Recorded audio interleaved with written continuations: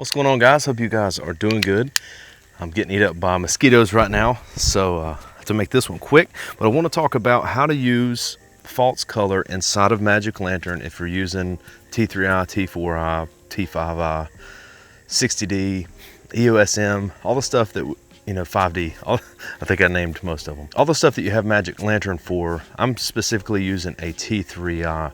And this is a way that I set exposure for myself, for my face. So you have a few options inside of the Magic Lantern menu for false color. And on the T3i, it's got I think the Digic 3 processor. It's the really slow one.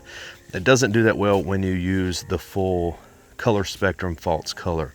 But what I mostly use is the 67 to 72. I think that's right.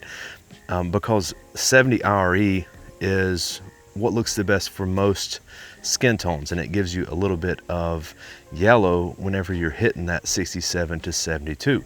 So I've got a camera on the screen. I'm gonna have to get really close, so sorry about that. Let me refocus real quick. But if you'll see right there, it's showing me perfectly exposed on my Canon, on the Canon side of my exposure indication. But I'm a little overexposed right here. The back of my hand is, and just by, let's get out of autofocus, and just by closing my ND filter down a little bit. So right here, that now is 67 to 72 IRE. This is going to be the best exposure that I'm going to be able to get. Now back here behind me, that information's gone. The blue means that it's underexposed, there's no information, but that's okay for me. I don't mind a little bit more of a dramatic shot. Okay, we're getting a little bit of sun through the trees there. Let's see what this exposure is reading on the Canon side. So perfectly exposed. So right there, a little bit of overexposure now that I'm getting some light through the trees. I'm just gonna close down my ND. I think I just manually focused instead of closing my ND filter down. Let me refocus.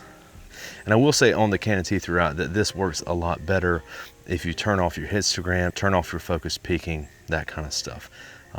This false color works better within the monitor. But this is how I expose a lot of the times when using this camera, because even way back here, so that showed me about a stop underexposed on the Canon side.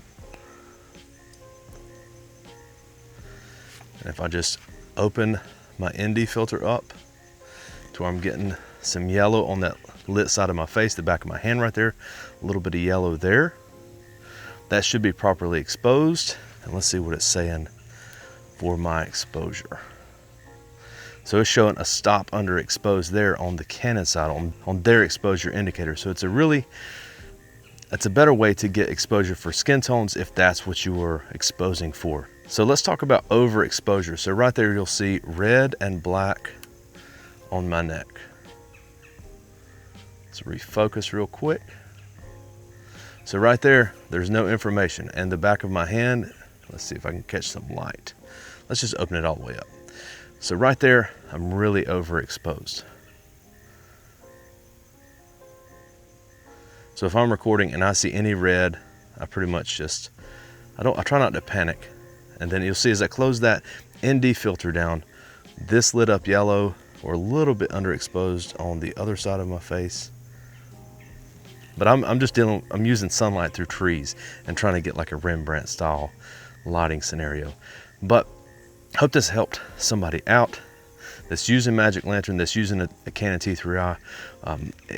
I wish that my newer Canon DSLRs had this stuff in it, because it makes it really easy to get a really good exposure for skin tones. But that's going to be it for this video. Let me know if this helped you out. Let me know if you'd like any more information like this about how to use Magic Lantern shooting with old cameras. I'll see you guys later.